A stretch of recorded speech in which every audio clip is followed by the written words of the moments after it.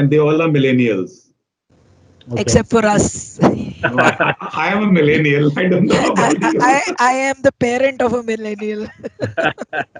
तो सोचने में क्या जाता है, अंदर का बच्चा हमेशा जागरूक रहे, अंदर का मिलेनियल हमेशा जागरूक रहना चाहिए. बिल्कुल बिल्कुल. Yeah.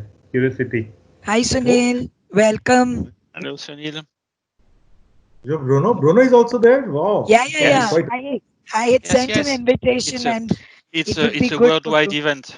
It's Yes. not only an Indian event; it's a worldwide event. And you are in office, Sunil ji. Yeah. I've been last week I was here for the whole week. This week also. So this room is quite bright and lighted up. So I thought let me sit here. Today Deepa is also there. I just met Deepa. Oh, that's good. That's good.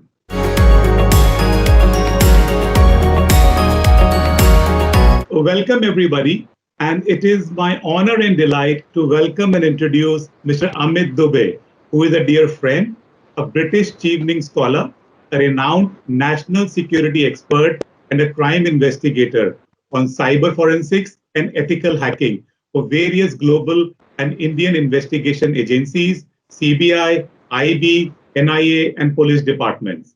He has been instrumental in solving more than 300 cybercrime cases in the last decade and has trained more than 15,000 police officers through his NGO Route 64. He is an advisor to Indian Parliament for various parliamentary standing committees, Bollywood celebrities, industrialists, and myself on cybersecurity issues, especially crimes against women and children. Recently, he tracked down a US $500 million fraud, which happened through Facebook likes and affected more than 600,000 people, mostly from the economically weaker section of the society. Amit has authored 3 books named Return of the Trojan Horse, Trails of Criminal Investigation, and Hidden Files, which includes few of his interesting and thrilling crime cases that he has worked and solved successfully. Few of his demonstration of hacking a mobile in just 3 seconds has got viral on various social media networks. So make a point on this, friends, that there's a little live demo also today. So we don't know what's going to happen there. Let me continue. Amit has been awarded at many international platforms like the Golden Peacock Award, Exceptional Leaders of Excellence by Indo-American Chambers, and Women Economic Forum. As crimes are happening because of spiritual de-alignment, with people having no fear of consequences. Recently, I learned myself the connection between crime and spirituality when I saw Mr. Amit Dubey and Dr. Meena Mahajan on National India Ahead TV channel, enlightening the nation on cyber wellness and its insights. Last but not the least, let me share one hidden side of Amit Bhai, which is not known to many, and that is he is also a famous actor in Bundelkhand, known as Dao Bakal. And if you Google, you'll be surprised. I mean, there are millions of subscribers already following Amit there. And a poet and a singer. His favorite hashtags are Kam, Krodh, Lobh, Moh, and Ahankar. So, friends, please join myself to welcome one of the top global cyber expert, Amit Dubey, with a personal request to him to start the session with a few lines in Bundelkhandi style. Over to you, Amit. I still remember my first meeting with Amit in this very room. And what really struck the chord between both of us is, his passion for serving the society, his passion for serving the country. And that's something which brought us together. Obviously, we've been knowing each other for the last 2 years. I was there for his book launch. I personally read that book and recommended many others. And Amit, yes, I think it's people like you who are making us, increasing our pride in the country. And it's really a great pleasure to have you with us this morning. More than anything else, thank you very much for agreeing to be with us this morning. And I'm looking forward to the next hour of our conversation. Thank you very much.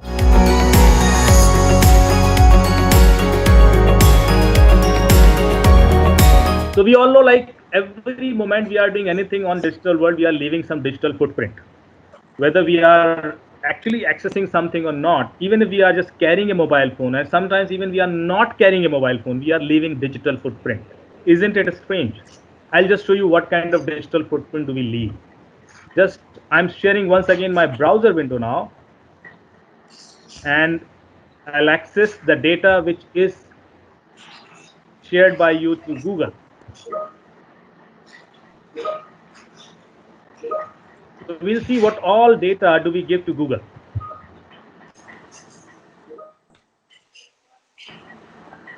Is it visible? Yes, we can see that. Screen. Great. So all of you, just open your browser on your mobile phone, type google.com/dashboard quickly. The moment I type google.com/dashboard, it will start loading my data, which is being taken by Google every second.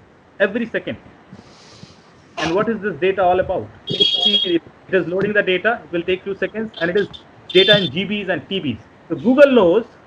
Of course, these are the common things we all know about it, like how many emails, web activity, and all.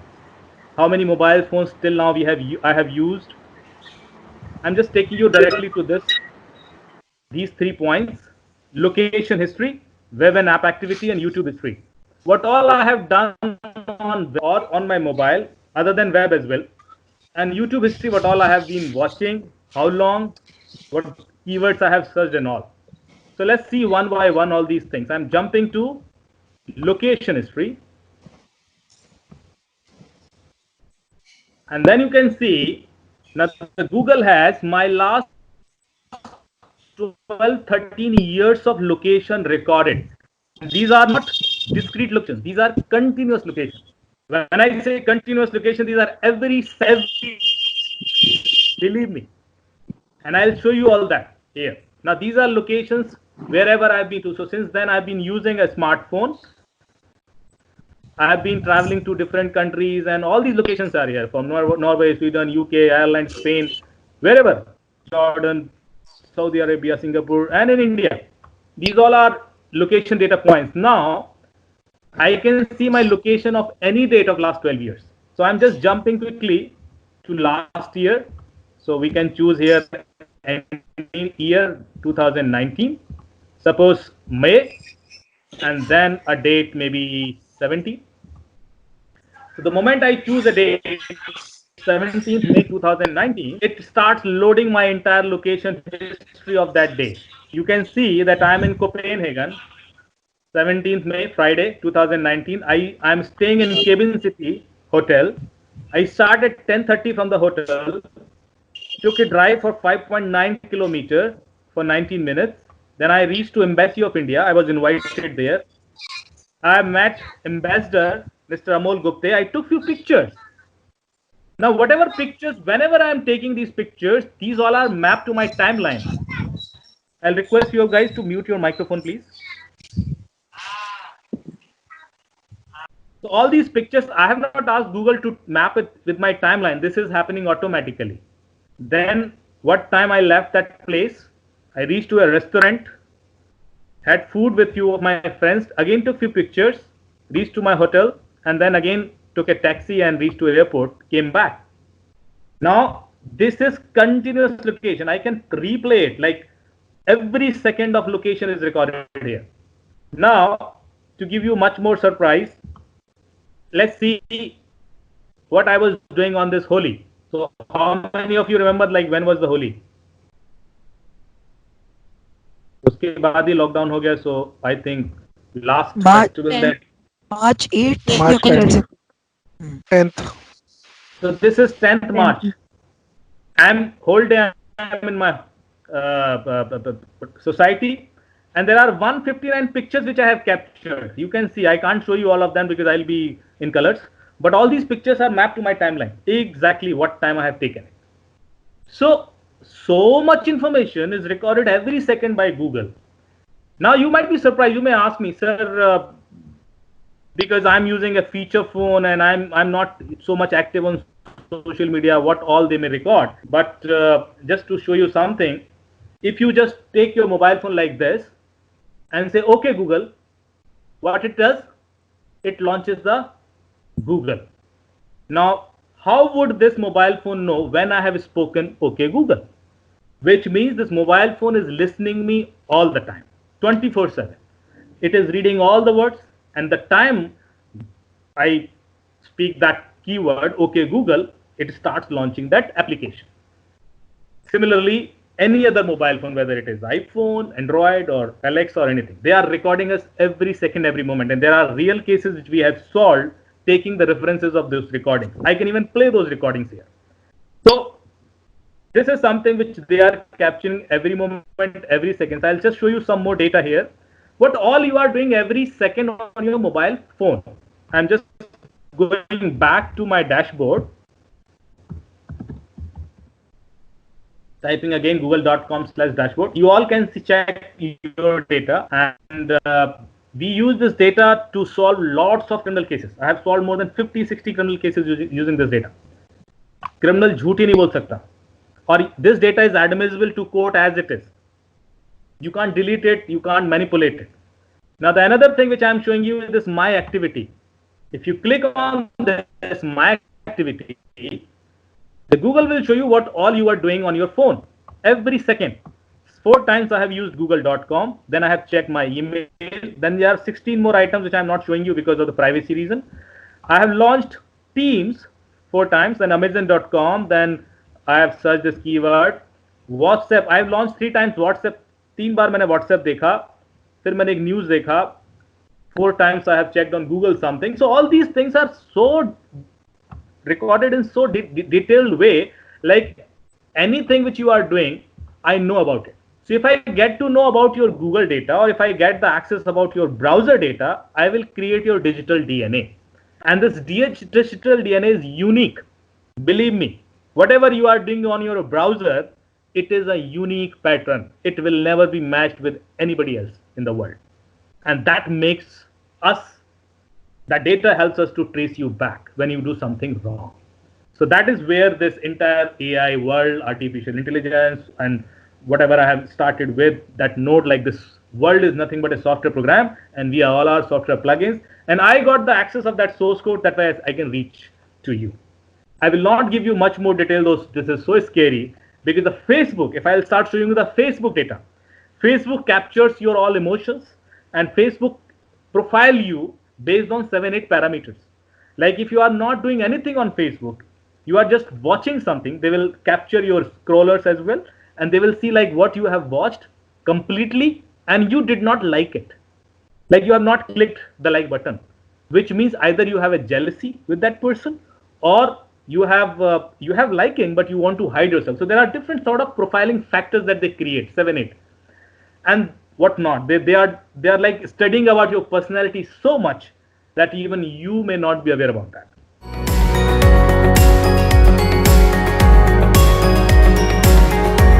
And the story starts in 2011. I was in Finland working for Nokia, and it was the time when Nokia was almost wrapping up, and we were launching the high-end phones, Nokia N96, N95, and N97. I was one of the architects of Nokia N96.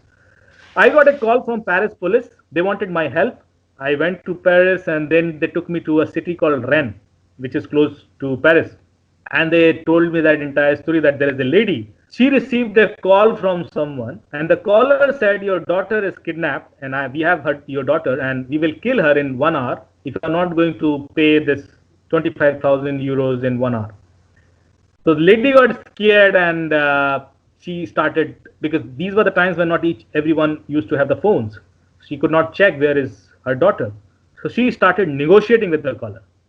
He said, no, I'm not that rich. I think you are mistaken. I don't have that much money in my account, and please give me some time, and then we'll do it. And that sort of responses. And the caller said, madam, don't tell me how rich you are, because wherever you are in your bedroom right now you are in your bedroom, right?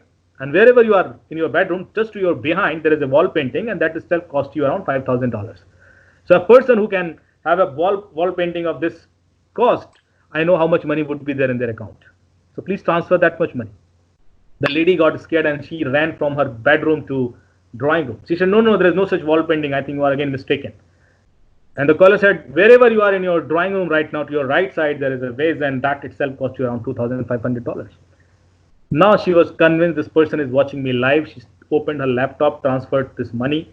After 1.5 hours, her daughter came back safely. She was not kidnapped. So she reported this case to police. Police investigated entire house, no camera, nothing. Then they zeroed down their investigation on mobile phone. They scanned entire mobile phone. There was nothing in the mobile. No virus, no malware, nothing. So they gave up and they eventually called the architect, and I was one of the member of that architecture team. So I went there. And I saw that entire phone, there was nothing wrong. I also gave up, and then I was coming back. I was at the airport and I saw a kid playing a game. And the game was called True Fighter. It was a Simian game. And he was carrying his mobile phone on the wall. And then his camera was on. And he could see some augmented object in that. And then he was capturing those images. And the game was giving him some points. I just noticed that and I called this kid and I said, okay, what is this game all about? Can I see it? He said, yeah, of course. And I realized, oh my God, this is a dangerous game. I called this IO, the investigation officer, and I said, can you just check again if this mobile phone, the victim's mobile phone has this particular mobile game? And he confirmed, yes, it has True Fighter, which her son used to play.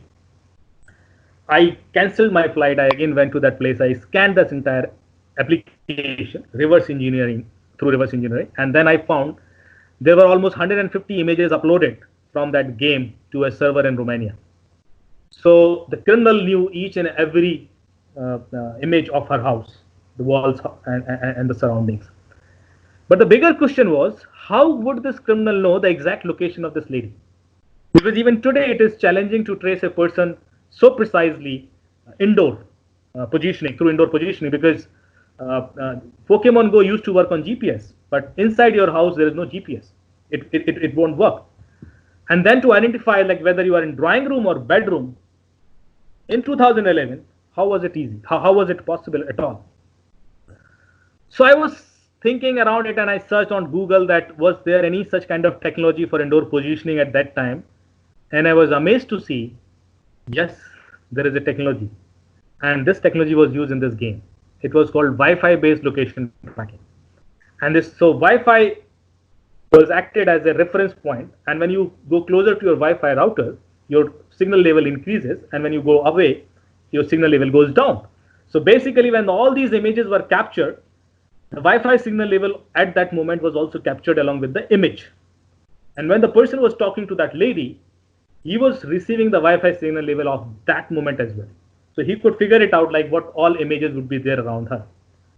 Brilliant. And when I solved this case, I actually published a white paper. And I started with this quote. Now my presentations like criminals are innovators. They always teach me.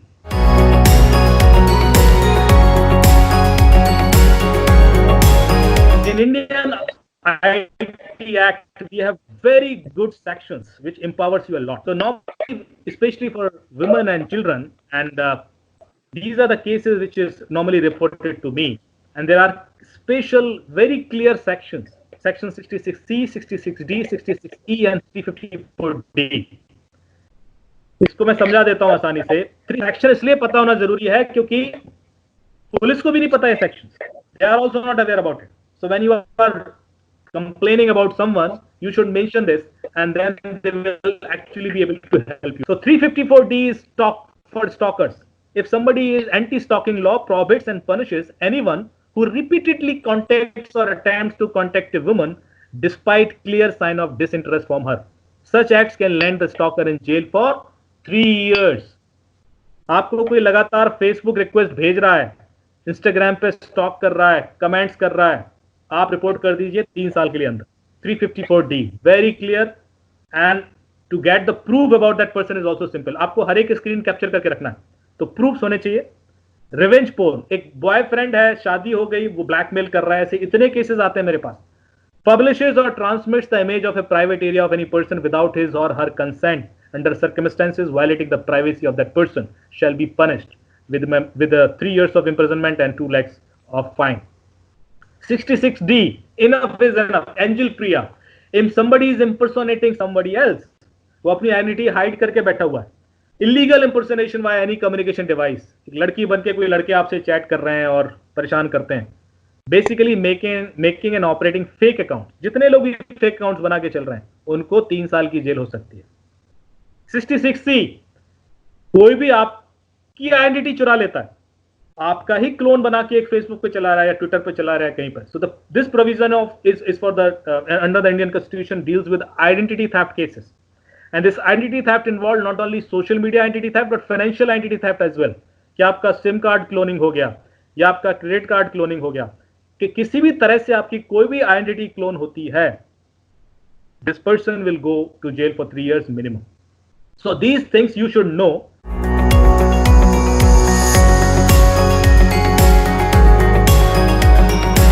Brilliant session. I mean, I was so awestruck and honestly slightly scared as well. Not for myself, but for my loved ones as well. The millennials tend to live their life in the public domain. And what you said is that the more apps we tend to use, the more we are providing gateways to hackers to sort of intrude into our privacy and sort of steal our identity and cause possible damage. In the new post-corona world, where mobiles, laptops, technology per se will be the norm, people tend to use mobiles to transfer money from one to another, and there are a huge number of payment apps that are being used. DigiLocker, where we store all our authenticated documents. What do you think is the future for us in terms of cybersecurity? First question. Second is, how can we secure ourselves in view of the necessitated use of technology in the future? So security is a wide area. Cyber security as a domain is growing like anything. I think if I had some data points, like there were, I think more than $8.2 billion is invested by these banks just to check the money laundering cases through AI. So this is the kind of investment happening, and then it's a $1 trillion business for sure, and this is a growing field. So as an opportunity or as a career option, I think this is a great opportunity for each and every one. The point is, there are different categories of cyber experts. One, they take care of your mobile apps, web apps, networks, an ecosystem, servers, and many other such facilities. And then there are hackers, and they all are different. The defense experts cannot be a hacker. Hacker has to think like a criminal, and then if they are actually doing that activity every day, they are also learning every day. So to learn that sort of skills, you can't be defensive all the time. You have to be in attacker mode. I have to penetrate to the system somehow, and I'll find some offbeat ways which has not been traditionally used. So that is something which is a new area of expertise which is evolving, where I belong to, and I'm training lots of people in this area, where I share these case studies with him and then with them, and then we learn and we practice a lot on the real crime cases by helping with the police. Now, because this was a big question, so I don't know if I'm able to answer each and everything with whatever you have said, but the point is, this is a great opportunity for sure. And how to protect us? I can see one question, and then I can come back to you. See, first of all, if you are aware that what all vulnerabilities are there as a human being with us, you can protect yourself. If I tell you the do's and don'ts, like don't share your OTP, keep your password strong or something, it won't work. Because I have not checked the password of Mr. Tarun Singh. I have not checked the password of Mr. Sunil Goyal. I'm still able to spoof or impersonate him. So that is the reason, like, there are always new kind of techniques. Those are evolving every day. The only thing which you need to know is to be observant. You need to always see whether Mr. Sunil can write such kind of email. Is there any email? There's a pattern with everyone. They always, for example, if I'm finishing my email, I'll write with a note, or I'll write with some regards. But if that is not there, so that sort of natural AI you have to build to counter such kind of attacks. Otherwise, any machine cannot identify it so easily. That is one of my advice.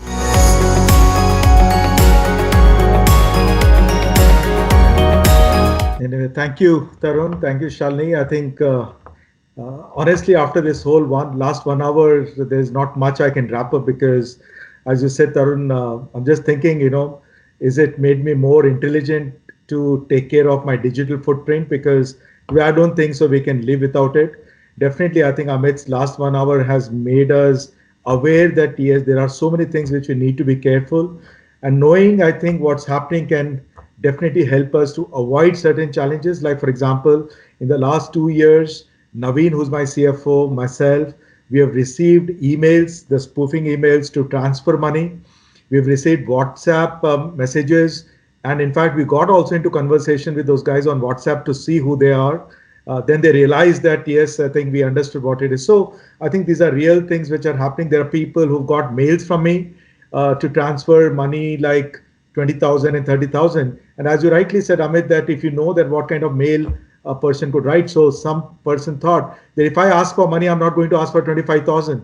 Possibly I'll ask for 25 lakhs, So that made them think that possibly it's not from me. So I think, yes, definitely the digital world makes us very scary. But I think thank you very much for spending this time with us. Believe me, this is invaluable investment which has been done by you. But I think all the 180, 90 people who are there on the call today, I'm sure you'll have a lot more Twitter followers or LinkedIn followers to keep themselves intelligent about the things which are happening. As I said initially, I've read your book. It was really interesting to really understand what kind of things can happen. Some of the case studies in that book were from India, from villages. I remember, you mentioned, obviously, I read long back. But Shalini, Amit is not too far away from your apartment complex, so just be careful. Yes. It may be. I actually checked because he'd written Purvanchal Royal Park. I checked that he's in 137. So, Amit, we have to anyway catch up, and I'm going to secure my network using you sometime. But definitely, yes, once this COVID time gets over, we are back to office. Amit, yes, we would definitely like you to come and spend time with our people here. More Absolutely. for people to become more knowledgeable, intelligent, to see that, yes, what we can do. Yes, I personally agree, cybersecurity as a career, I think this is something which is only going to grow a lot. And it's really a matter of pride for us in between to know that, yeah, we have someone.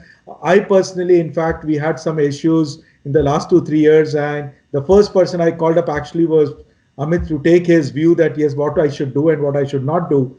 And he said, yes, we'll just forget this, or for this, you just do this.